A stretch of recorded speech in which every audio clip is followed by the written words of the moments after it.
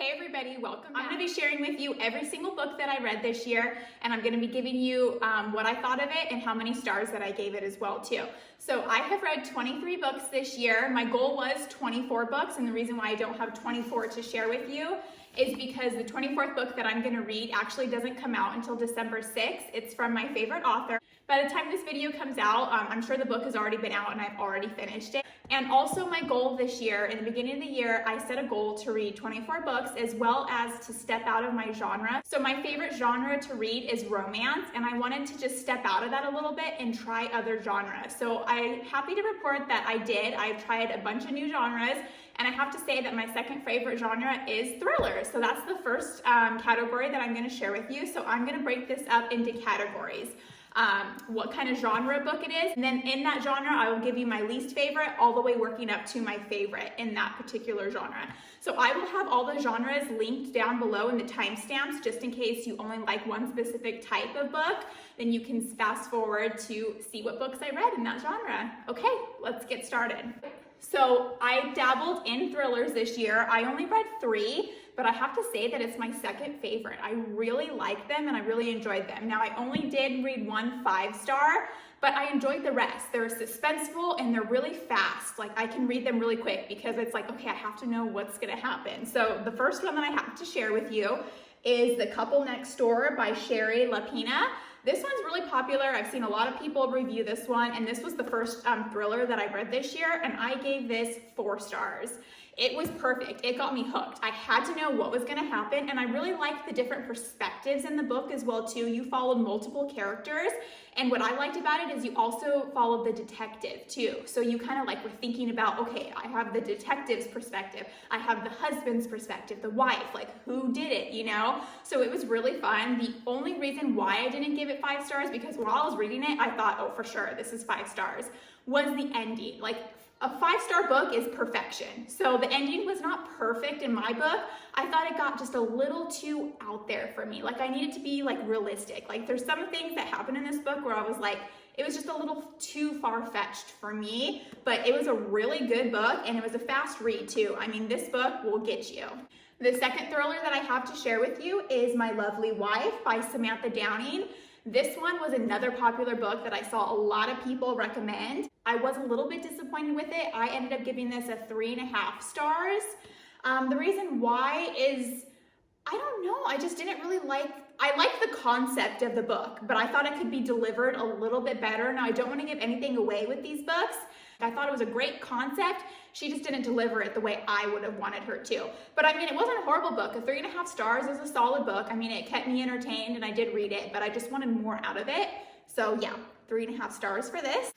And the last thriller book that I read, this is more a sci-fi thriller, and this was 5 stars. This was perfect. This is called Dark Matter, and I loved this book. It had me hooked. I like sci-fi stuff too, so that was kind of like interesting about it.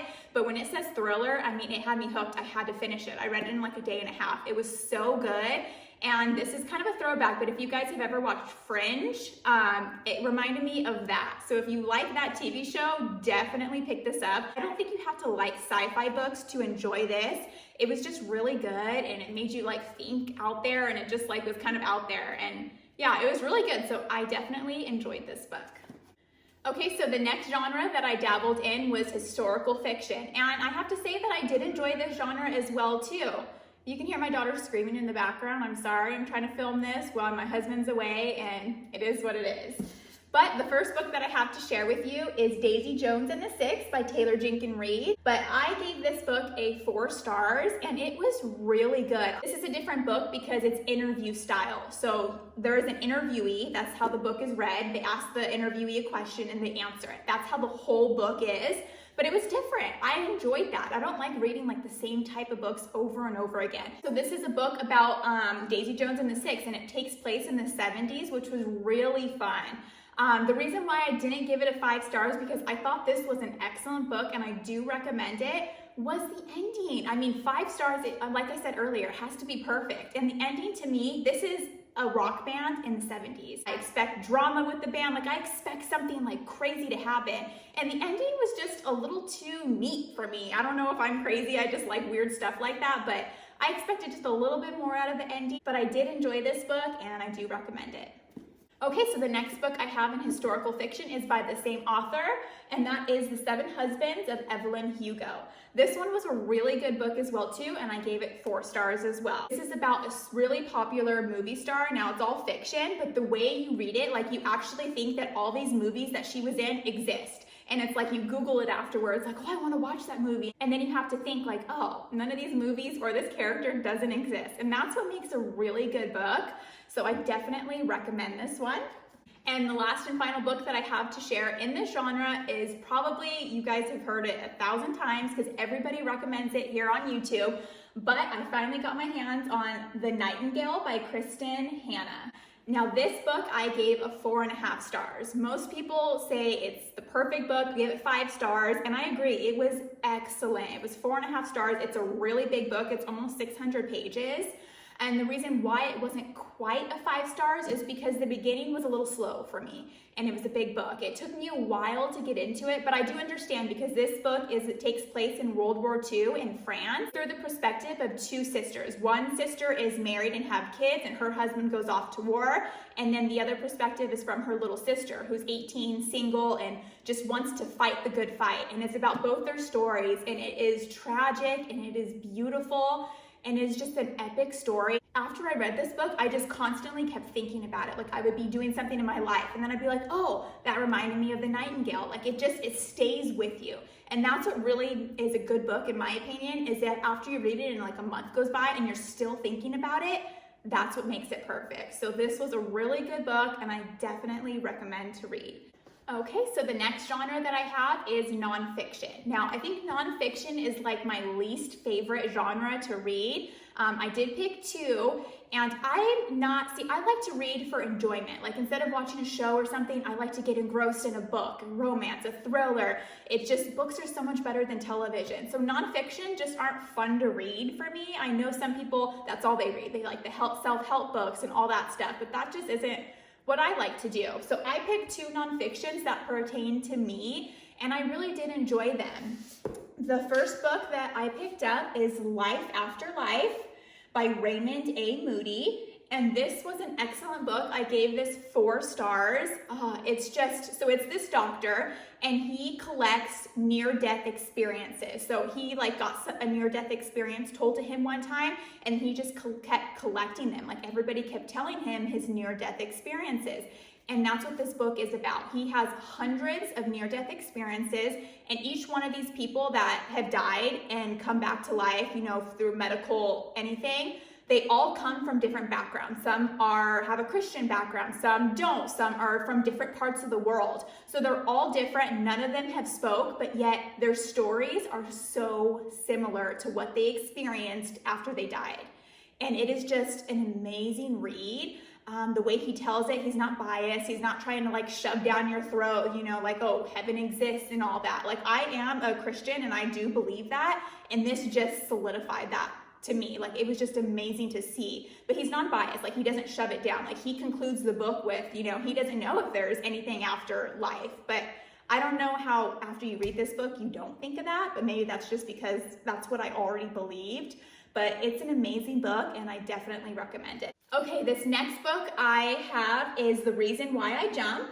This book I picked up because my daughter, she has autism. So this book was written by a boy in Japan who was diagnosed with severe autism when he was 5 years old, and he wrote this book when he was 13 years old. Now he is nonverbal, but he writes with an alphabet grid. So when he was little, you ask him the question and he has an alphabet grid and he spells out the answer to what he wants to say. That's how he communicates. And I picked this up because obviously my daughter. So if you know anybody on the spectrum, if you have a child on the spectrum, I definitely recommend this book. It was an amazing read. I gave it 4 stars. And obviously if you know one person on the spectrum, then you know one person. So the way this book is they ask him a question and then he answers it. Why do you jump? Why do you flap your hands? Why do you repeat yourself? Questions like that. Yeah, so it is amazing. Not every question pertained to my daughter, but the ones that did, it was so amazing to see the insight, to hear what he had to say. And I did highlight just a few of the passages that I wanted to share with you guys because this book is just so near and dear to my heart. So the first question I have, this question was, what's the worst thing about having autism? You never notice, so I'm going to skip the first paragraph. Whenever we've done something wrong, we get told off or laughed at without even being able to apologize. And we end up hating ourselves and despairing about our own lives again, and again. It's impossible not to wonder why we were born into this world as human beings at all. But I ask you, those of you who are with us all day, not to stress yourselves out because of us. When you do this, it feels as if you are denying any value at all that our lives may have. And that saps the spirit we need to soldier on. The hardest ordeal for us is the idea that we are causing grief for other people. We can put up with our own hardships, okay, but the thought that our lives are source of other people's unhappiness, that pain is unbearable. I cried when I read that. It was just awful. I hope I never make my daughter feel that way. I'm always encouraging of her. Obviously, as parents, we all get stressed out, whether my typical son or my daughter, you know, but I just want them always to feel loved, and I always want them to feel like I tell them every day that they are so smart and that I am so proud of them. And that just broke my heart that little boy felt that way. And I don't ever want any of my kids to feel that way. And the last passage that I do want to share with you, this one is, would you like to be normal? And I don't even like that phrase, normal, because which one of us is normal? What does that even mean? But that was the question in the book. So, would you like to be normal? And his answer, what would we do if there was some way that we could be normal? Well, I bet the people around us, our parents and teachers, would be ecstatic with joy and say, hallelujah, we'll change them back to normal right now. And for ages and ages, I badly wanted to be normal too. Living with special needs is so depressing and so relentless. I used to think it'd be the best thing if I could just live my life like a normal person. But now, even if somebody developed a medicine to cure autism, I might as well choose to stay as I am. Why have I come around to thinking this way? To give the short version, I've learned that every human being with or without disabilities needs to strive to do their best. And by striving for happiness, you will arrive at happiness. For us, you see, having autism is normal. We can't know for sure what your normal is even like. But so long as we can learn to love ourselves, I'm not sure how much it matters whether we're normal or autistic. And I just thought that is a perfect. We all just need to love ourselves. That's why I didn't even like the question. None of us are normal. We are all unique. God made us all uniquely different. And we just need to learn to love ourselves. And I mean, I love my daughter. Like the day she got her diagnosis, I didn't cry, I wasn't sad. I was like, okay, now I know why she's having hard time doing normal stuff that you and I take for granted. And now I know what are the steps that I need to help her. That's why I give her therapies to help her talk, to help her do everything. She needs to be taught how to do everything. But I wasn't sad because she had autism. She was still the same person that day before I got the diagnosis as she was the next day. She's the exact same person and I love her no matter what. So I thought that was perfect, and this was a really great book to read. Okay, and then I did read one contemporary book, and I would have to say this is probably my least favorite genre, more than nonfiction. I only read one book that was a contemporary book, and this is super popular, and it may upset people because I wasn't really a big fan of it. I'm sorry if you liked it. We all have different tastes. It's not a big deal. I read Little Fires Everywhere. This is part of Reese's book club as well too. And this is also a show on Hulu, and I did watch the show. I gave this 3 stars. That's what contemporary is. I feel like it's kind of just boring. Like there's no thriller aspect, there's no romance. Like I need something to draw me in and to catch me. In this book, it fell short. It was bland. I mean, it was good at times, but it followed many different characters, and it just fell short. And I do have to say that the show on Hulu, I do think actually was better than the book. That's the first time that this has happened. And the ending was pretty much the same as the book and the show. There was only one difference, which is who started the fire. That was different. But the ending, I was like, what kind of ending is that? Like, if there's gonna be a second book, I'm okay with the ending how it ended. But if there's not, then it was just disappointing. Wasn't a big fan of it, but I did read it. It was an easy read and everything. It was just okay. Okay, so I'm gonna share with you the romance side of this, but this is more on the YA side of it. All these characters are like in high school, so I wanted to separate those ones from more of the adult side. So the first book that I have is by my favorite author, and that is Colleen Hoover. This is Heartbones. This just came out in July, and I gave this 3.5 stars. This is a lower rating of hers. Normally I give her books 4 or 5 stars. They're my favorite. But this one just wasn't that amazing to me. I mean, it was a good read. It's a romance. This teenage girl, her mother's an addict, and she had to really just fight to survive in that life, and her mom dies, so she goes and visit her dad for the summer before college, and she falls in love, and it's just a whole different world. Like, he has money now and all that, but it was an okay read, but it just wasn't amazing to me. So 3.5 stars, pretty average. This next book by Colleen Hoover is called Without Merit, and this was a 5-star book for me. This was amazing. I loved it. This book is about the main character named Merritt, and it's about her whole family. She lives in a very dysfunctional family, and she's kind of like the secret keeper to all the family's secrets. So it's really getting to her. This book deals with, depression and all that kind of stuff, and it has some heavy subjects, but it's a really good book just of all the family dynamic and how she's dealing with it. And there's some really low points in this book, but it was really good. It had some depth to it, and I really did enjoy this book. The next book I have is also, all these books are by Colleen Hoover. This next one is Colleen Hoover, Hopeless, and this was another 5-star book. This book was amazing. I do want to say that there are some sensitive subjects in this book about childhood abuse. So if you are sensitive to that in any way, then don't read this book. So this character, is really struggling. She was adopted, and she doesn't remember anything about her birth family. She has vivid dreams about it, but she doesn't really remember why. And there's a reason why. She blocked it out because there was abuse going on.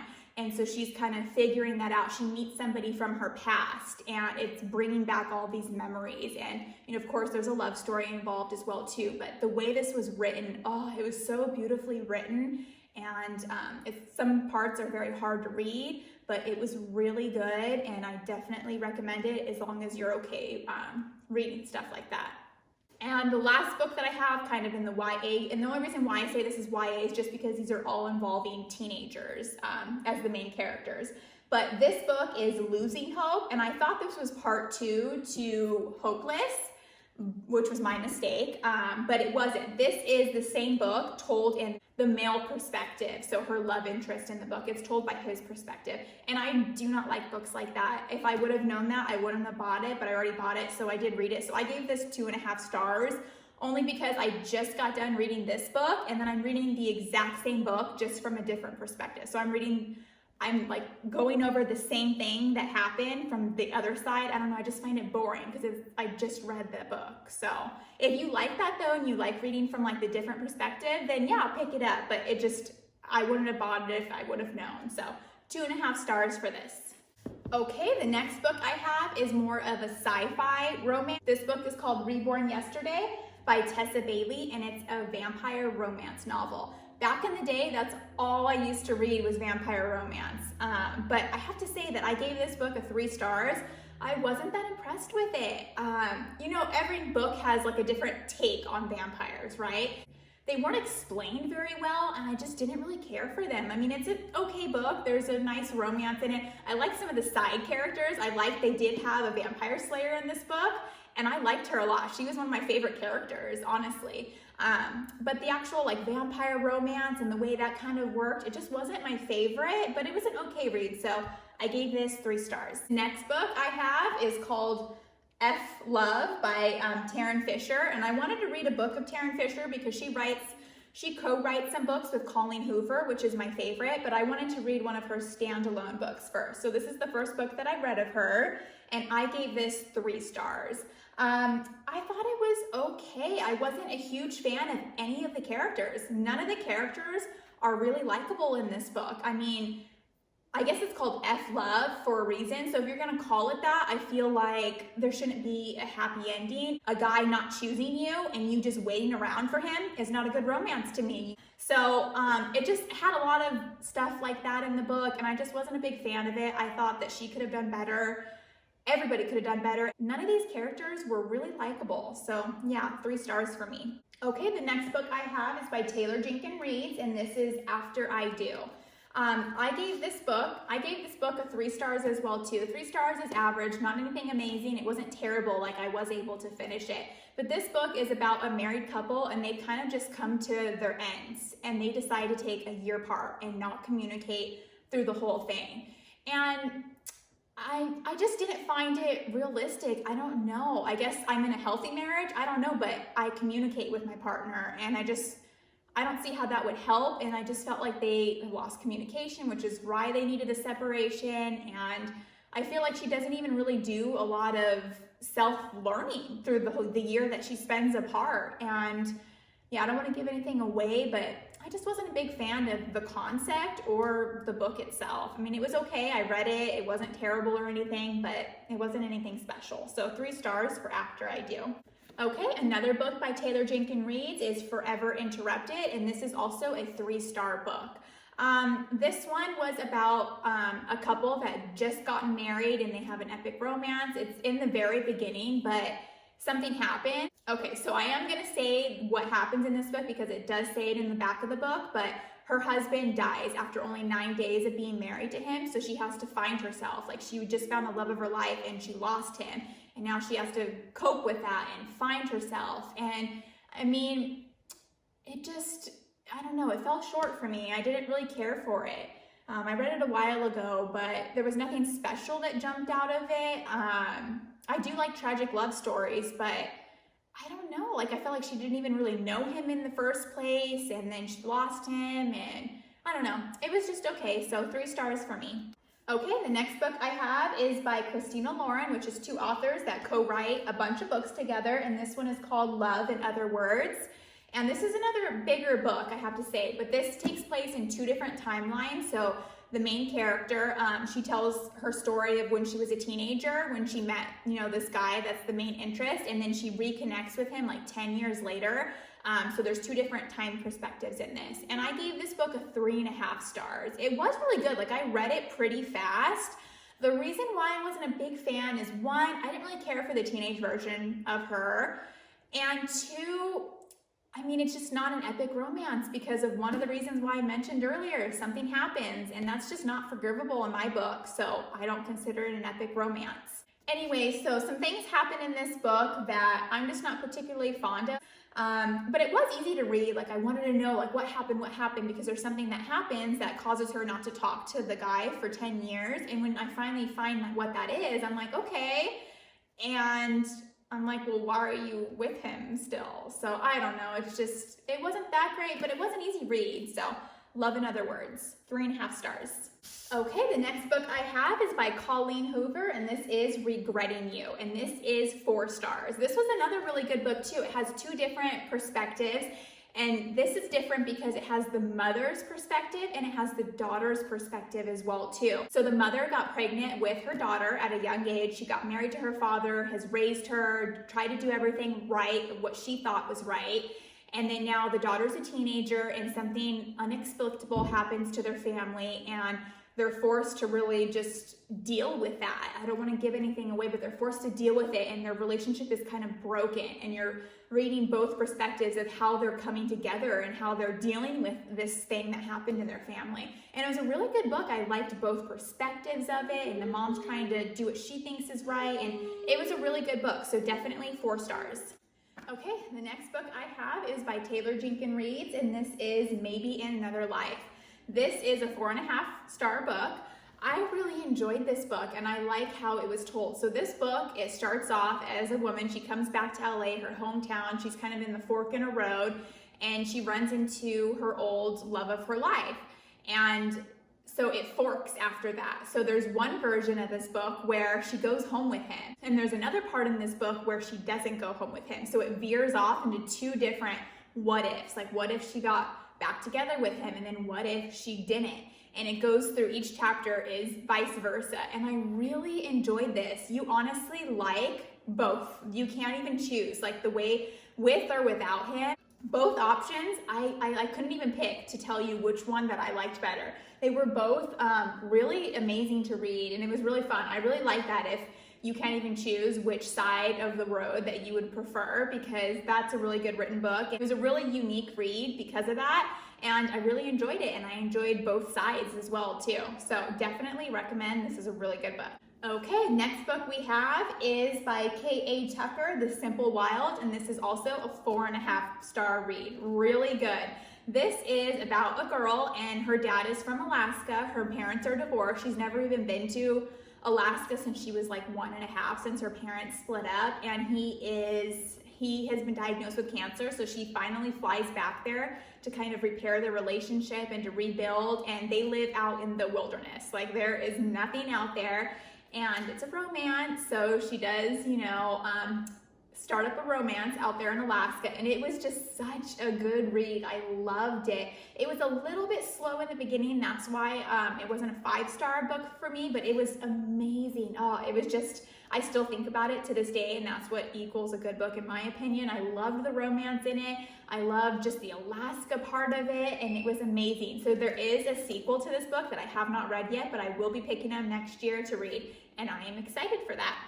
Okay, so this next book I have is Ugly Love by Colleen Hoover, and this was a 5-star book. This book was amazing. Okay, so if you are looking for a steamy romance, this is the book for you. Steamy romance, you will cry during it. It is just, it's such a good book. And it's really sad too in parts, but you just want a really in-depth book about 2 different characters. The guy is just really going through some stuff, and you find out what that is, and it's heartbreaking once you do, and she's drawn to him, and their just attraction is undeniable, but it's not just all about that. That's what I like. I need some depth to a book as well too. And both the characters have it, and it had everything in my opinion, and this was a 5-star book. I absolutely loved it, and the main character is a pilot too. Yeah, this was just an amazing book, and I definitely recommend it. 5 stars, awesome read. And my final 5-star book for the romance book is the only book that I read an ebook because it was free. So I didn't buy it, and I wish I did because it is a 5-star book. And the book is called Brightside. And oh my goodness, this was an amazing book. I have never cried so hard during a book. I can't even tell you how long. Like, I don't know what it is, but if a book can get me to cry, it's 5 stars for me. Like, I love it. I've cried from beginning to end. I loved all the characters. Not one character did I not like in this book. There's 2 love interests. I mean, it's not a love triangle, but there's 2 main characters that are male in them, and you love them both. I couldn't even decide like which one I wish she ended up with. And they were both, all the characters were amazing. Her best friend in college, like just everybody's characters were amazing. And this girl, she has gone through some stuff in her life, actually a lot.